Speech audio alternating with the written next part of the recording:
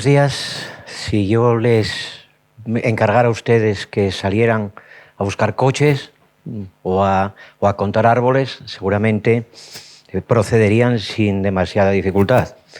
En cambio, si yo les propusiera que salieran de alguna manera a buscar normas jurídicas, es posible que los desacuerdos comenzaran desde el principio.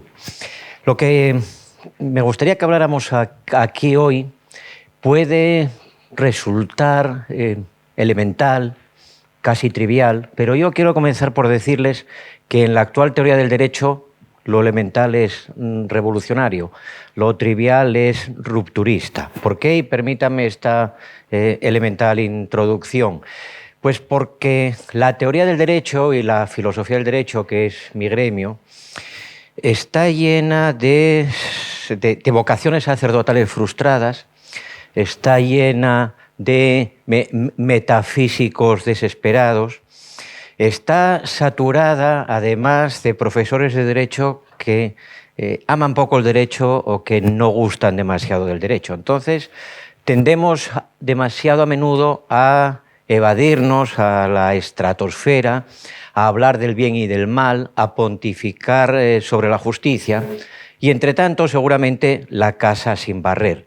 Creo, es una opinión personal que podrán compartir o no, pero estoy profundamente convencido, creo que se echa en falta, adolecemos, de una buena teoría del derecho, es decir, una buena teoría de las normas jurídicas y del sistema jurídico que proporcione a los juristas, sea cual sea su especialidad, los instrumentos elementales, los conceptos básicos, la terminología más necesaria para poder entender y manejar cabalmente aquello que tenemos entre manos. Si no estamos mínimamente de acuerdo, no tenemos la competencia intelectual, ni siquiera la competencia lingüística, para saber cuándo estamos ante una norma jurídica y cuándo no, cómo se relacionan los sistemas jurídicos o qué es lo que a la postre tienen que aplicar los jueces y demás operadores jurídicos cuando trabajan con casos y cuando resuelven casos, pues nos falta lo más básico, nos falta lo más elemental.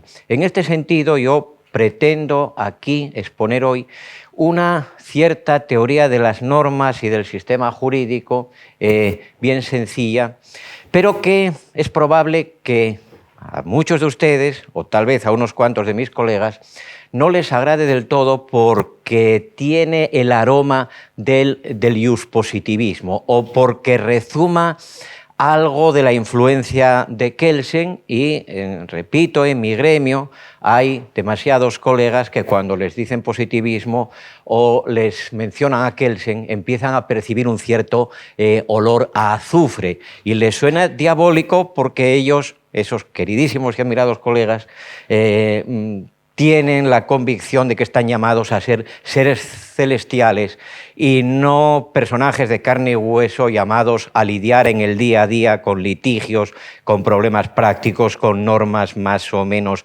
comprensibles o cuyas relaciones son más o menos claras u oscuras. La tesis, entonces, que voy a tratar de fundamentar en estos minutos sería la siguiente. No hay normas que sean jurídicas en sí mismas. El derecho solo existe como sistemas jurídicos diversos. Toda norma jurídica lo es por referencia a y como parte de un sistema jurídico. Por eso, cuando yo les decía que si les hiciera ese ofrecimiento o petición de que, por favor, procedan a continuación a buscar normas, no les serviría de nada salir ni con el cazamariposas, ni con su mejor sensibilidad moral, ni con su ideología política a perseguirlas, porque seguramente se las iban a inventar. Seguramente iban a llevar el agua a su molino o a arrimar el ascua a su sardina. Acabarían sintiéndose profesores de filosofía del derecho y llamando jurídica a la norma moral suya o a la convicción política en su dimensión normativa que a ustedes más les pueda agradar. Las normas, pensemos esto, y repito que trataré de fundamentarlo un poquito, las normas solo existen en cuanto integradas en un determinado sistema jurídico. Hay normas, en consecuencia, normas jurídicas, normas del derecho español o sistema jurídico español, del francés, del portugués, del italiano, del argentino, del chileno, del chino, del internacional, del derecho canónico u ordenamiento de la Iglesia Católica, etcétera, etcétera. Pero no hay normas, vuelvo a decir, que sean en sí y por sí, por su naturaleza y según su íntima identidad, que sean jurídicas. Con esto, pues podemos estar diciendo que no hay normas de derecho natural. ¿Quedan jus naturalistas en nuestros días?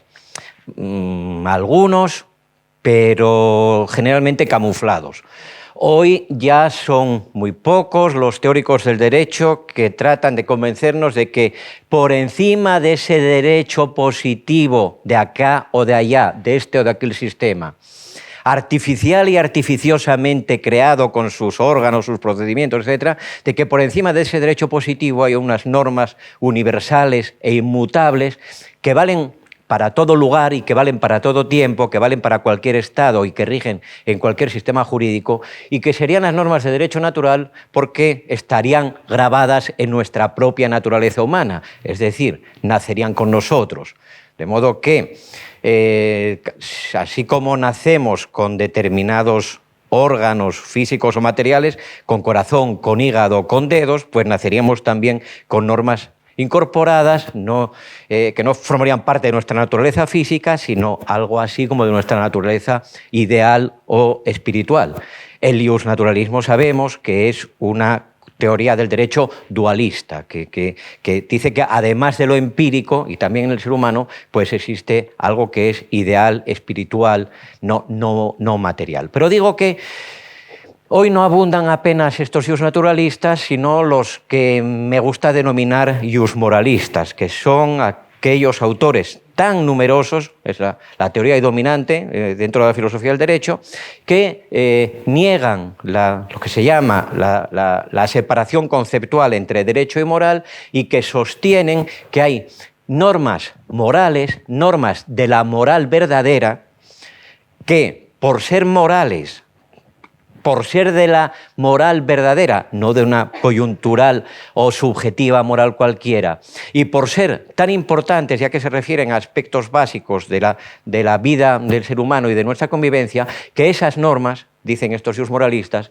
forman parte necesaria de cualquier sistema jurídico y, en consecuencia, vinculan como normas de derecho. Esto es, vinculan a los operadores jurídicos y vinculan también al juez, que en consecuencia, cuando tiene que decidir un pleito, debe no solamente consultar lo que diga la Constitución con sus interpretaciones posibles, lo que diga la legislación con sus interpretaciones posibles, sino que tiene también que preguntar a la moral, con mayúscula quizá, cuál es la solución justa, moralmente correcta para ese caso.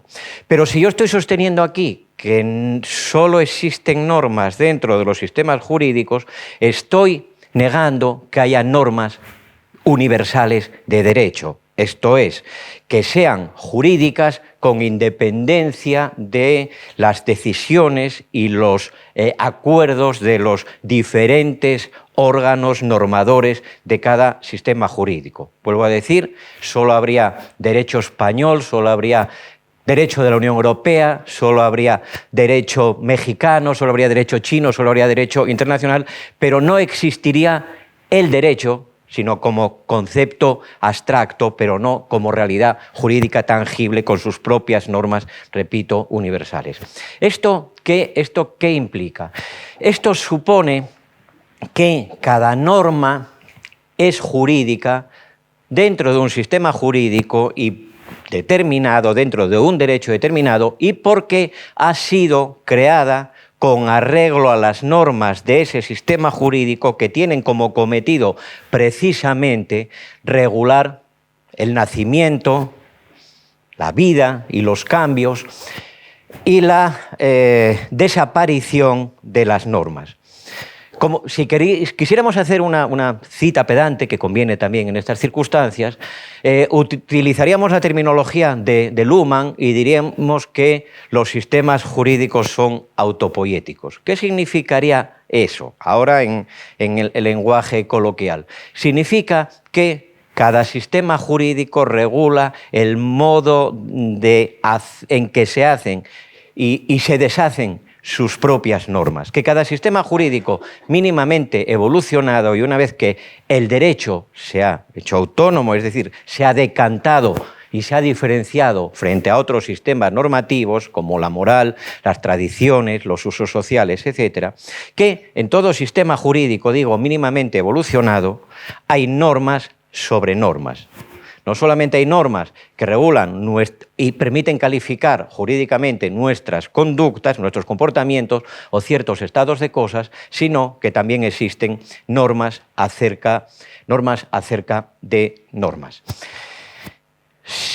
Hagamos una comparación con todo lo de arriesgado que tienen siempre las comparaciones. Si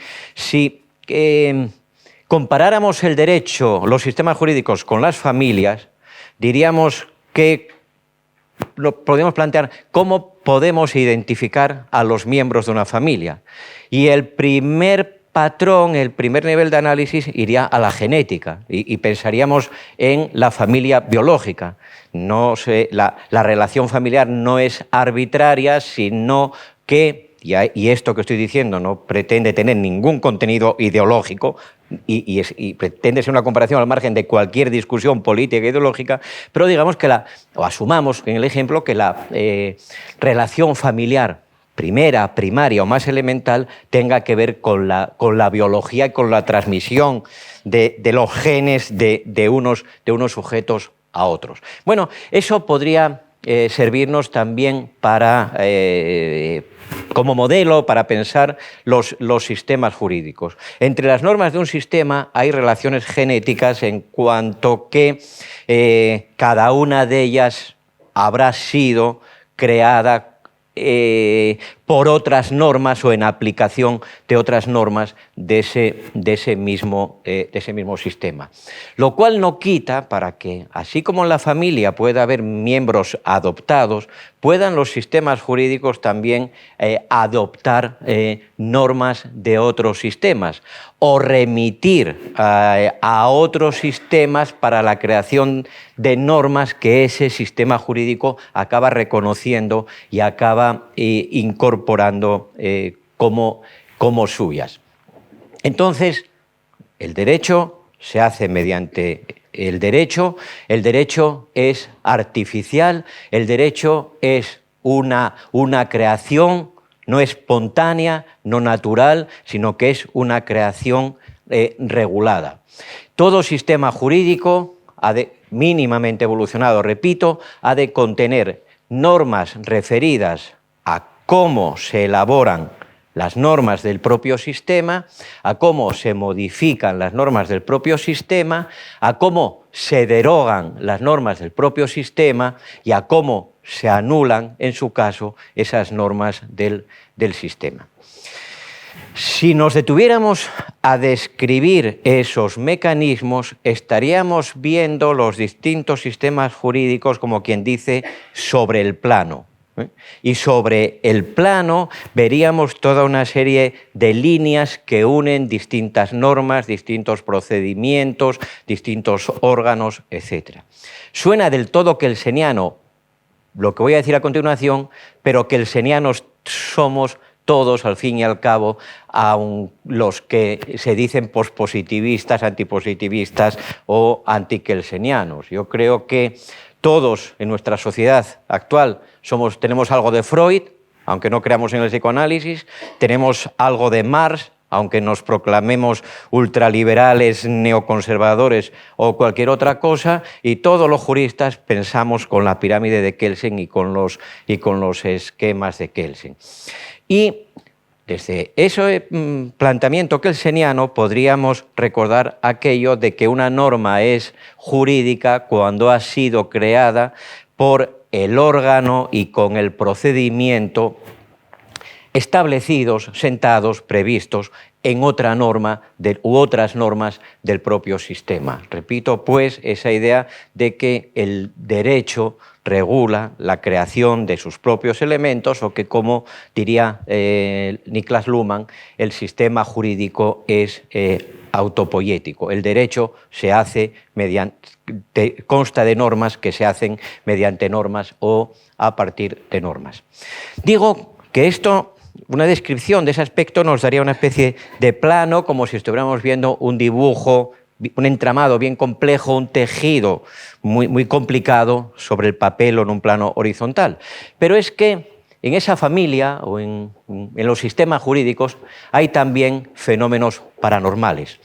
Hay cosas extrañas, porque al fin y al cabo, cuando hablamos de derecho, no estamos hablando de diseñar un sistema que quede bien hermoso o una cadena de relaciones que sean simétricas, donde haya todo tipo de figuras que nos resulten gratas.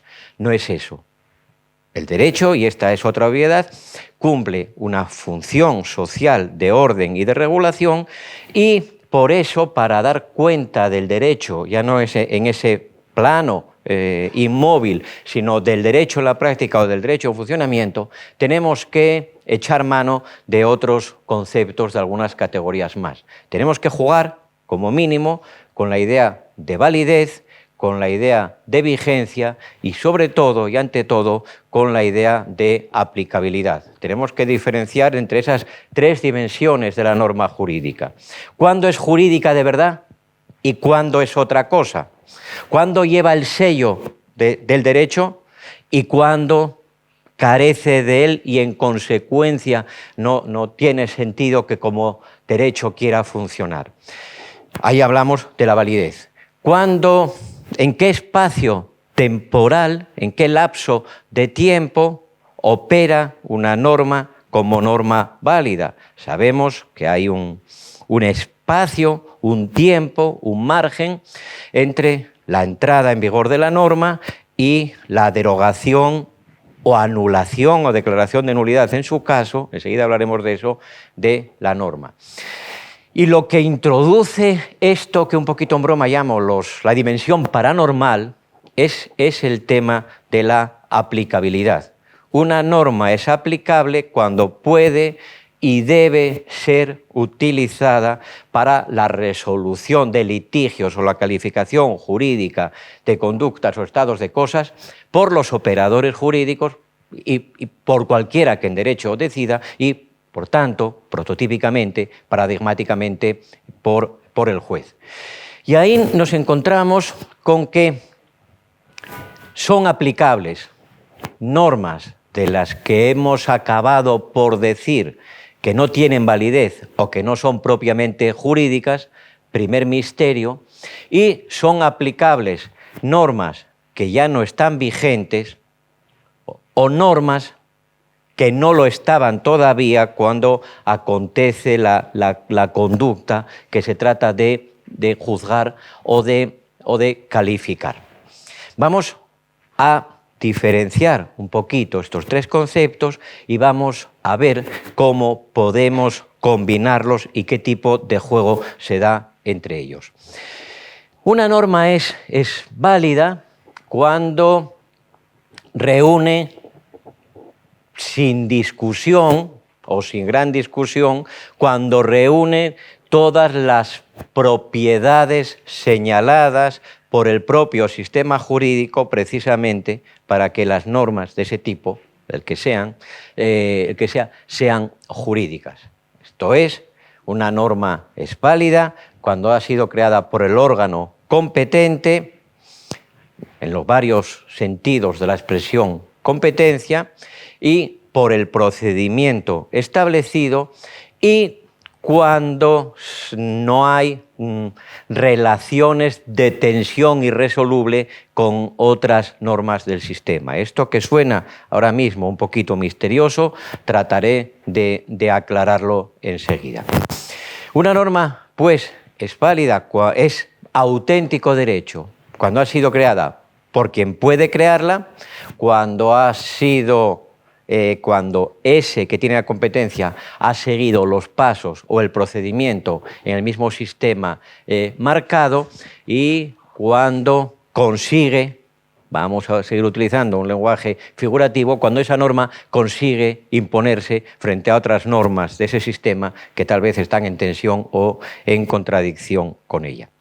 Una norma es vigente después de ser válida y de reunir esas propiedades anteriores, de haber entrado en vigor y hasta que es derogada o anulada por quien pueda hacerlo. Una norma es aplicable, repito, cuando puede y debe servir como base para la calificación o resolución de un asunto jurídico. ¿Dónde está el problema? ¿Dónde está el intríngulis de esta división en tres elementos? Pues la cuestión está en que en la relación entre vigencia y aplicabilidad y entre validez y aplicabilidad. ¿Por qué hay un problema del que la teoría se tiene que ocupar y que los buenos juristas deben manejar con soltura? ¿Por qué hay un problema en la relación entre vigencia y aplicabilidad? Bueno, por algo relativamente sencillo.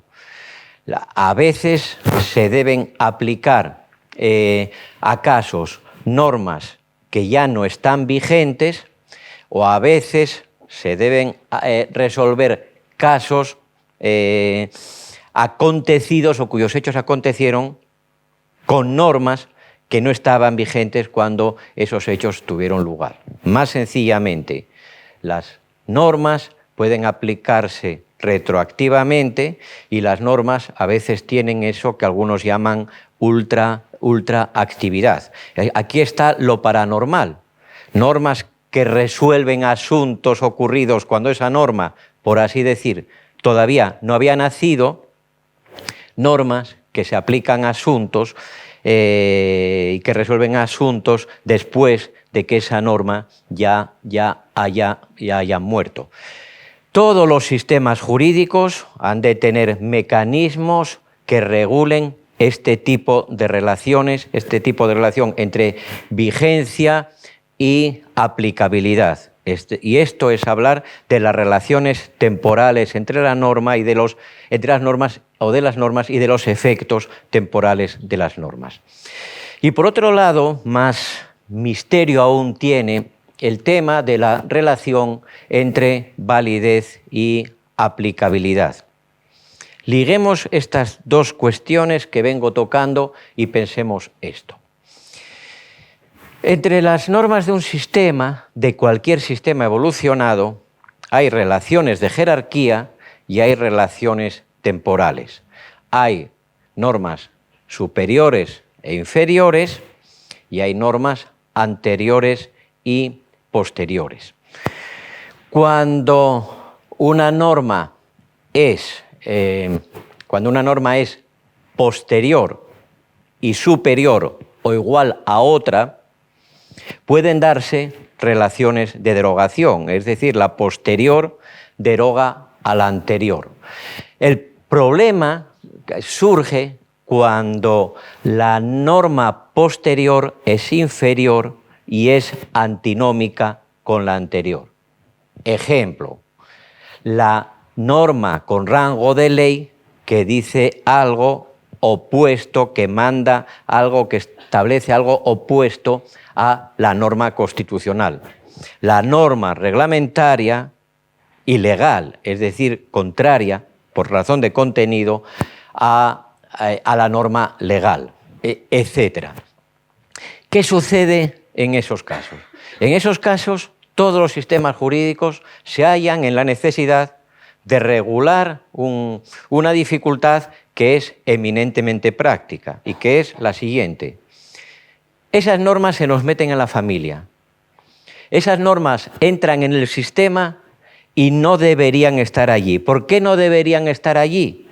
Porque no son de la familia biológica, tampoco son adoptadas, pero pasan por ser un hijo más o un pariente más, aunque no tengan los atributos, en este caso, en la comparación, diríamos, genéticos, que las harían con propiedad pertenecer a ese sistema. El autor de la norma reglamentaria dijo algo claramente opuesto a la norma legal o a la norma constitucional. El autor, el órgano normador que crea la norma con rango de ley, establece en ella algo palmariamente opuesto a una norma constitucional. Se le cierran los sistemas la puerta o los dejan entrar. Se incorporan a la familia o desde el principio quedan fuera. Es evidente que se incorporan a la familia. Y es evidente que si no se hace la prueba de ADN, pasan por hijos para siempre, se quedan para siempre. Y entonces tenemos que todo sistema jurídico, además de las relaciones temporales entre las normas, ha de contener normas referidas ha de regular el asunto de la anulación de las normas que están y que no deberían estar. Esto es, de aquellas que, teniendo algún elemento que las acredita como parte del sistema, teniendo un parecido de familia, habiendo encontrado una disculpa para entrar en la casa, sin embargo, no son de allí y no deberían estar allí. Todo sistema jurídico, por tanto, tiene que establecer mecanismos para eliminar o descartar las normas que no son propiamente válidas, pero que se han convertido en vigentes y en provisionalmente vigentes y aplicables. Por tanto, todo sistema jurídico ha de regular qué órgano, por qué procedimiento y con qué efectos puede declarar la nulidad de las normas no válidas o defectuosamente válidas que no cumplen todos los requisitos de la validez, pero que, sin embargo, se han incorporado al sistema y dentro del sistema obligan. Este asunto, precisamente, fue el que trajo de cabeza a Kelsen y el que llevó a Kelsen a forjar alguno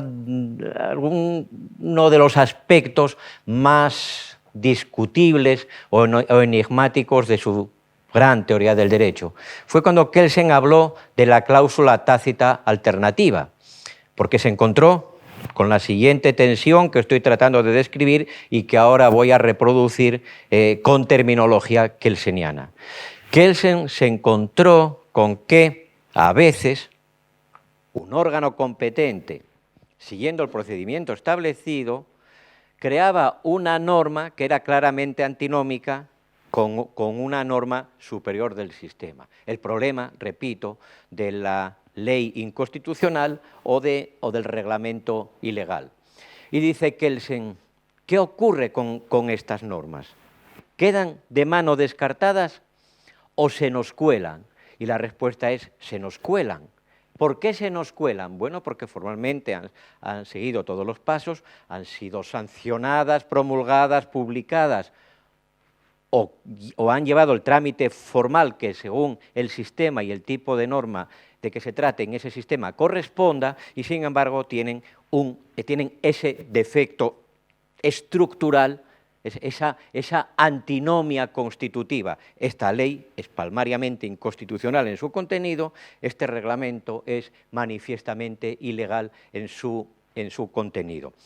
Y entonces dice Kelsen, si yo digo que esas normas no son válidas y no son derecho, estaré reconociendo que hay una parte no desdeñable de los sistemas jurídicos que consta de normas que no son derecho. Luego, en todo sistema jurídico tengo que decir que hay normas que son propiamente jurídicas y hay normas que, sin ser jurídicas, funcionan como jurídicas. Es decir, que no son derecho en sus atributos, que no tienen ese sello con propiedad, pero que sin embargo los jueces aplican y tienen que aplicar, rigen la convivencia de los ciudadanos, permiten la imposición de sanciones, etc. Y esto llevó a Kelsen a hablar, como les decía, de la cláusula tácita alternativa. Dice Kelsen, toda norma superior habilita al establecer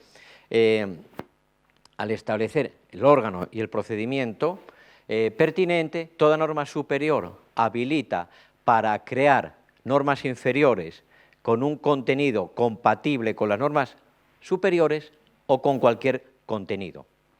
En suma, ¿cómo explicamos que puedan mantenerse dentro del sistema una ley evidentemente inconstitucional, pero respecto de la cual, si ponemos el ejemplo con el sistema español, no ha habido ni recurso ni cuestión de inconstitucionalidad, o mientras no haya cuestión de inconstitucionalidad? Bien, pues como digo, lo que a la teoría del derecho le ha faltado durante mucho tiempo es la terminología adecuada para dar cuenta, para tomar en consideración estos fenómenos. Y tal vez la forma de superar esas dificultades teóricas en torno a la idea de validez o de juridicidad se halla en diferenciar entre validez y aplicabilidad. El derecho, los sistemas jurídicos se componen de normas que son aplicables porque son válidas o porque gozan de una cierta presunción de validez dentro del sistema. ¿Qué ocurre cuando una norma de un sistema tiene uno de esos defectos constitutivos? Cuando hay un defecto en la competencia del órgano, cuando hay un defecto en el procedimiento, cuando hay una antinomia con la norma superior. Pues que vamos a encontrarnos mecanismos de anulación de esa norma. Vamos a encontrarnos con regulaciones que permitan siempre saber qué órgano, repito, con qué procedimiento y con qué efectos se lleva a cabo la expulsión, el destierro de esa norma que nunca, quizá, debió estar allí, si somos puristas en la aplicación de los criterios jurídicos, pero que se nos ha colado, que se nos ha metido allí dentro. Y esa regulación es siempre eminentemente compleja y cabría hacer un estudio, un análisis de los distintos sistemas jurídicos y de las diferentes soluciones que hay. Porque si buscamos una referencia funcional, si nos preguntamos sobre ¿cuál es el asunto primero que se debe evitar en este tipo de regulaciones? Podríamos concluir lo siguiente: hay que evitar el caos. Hay que evitar la inseguridad jurídica radical. El mayor riesgo para un sistema jurídico es la difuminación de sus normas. Esto es, que no sepamos cuáles son y cuáles no son, cuáles están y cuáles no están. Y de ahí que haga falta esa precisión a la hora de establecer qué órgano, de qué manera y con qué efectos puede decretar la expulsión de las normas del sistema, la expulsión de las normas que son defectuosamente válidas. Es fundamental la seguridad y es fundamental la regulación de los efectos.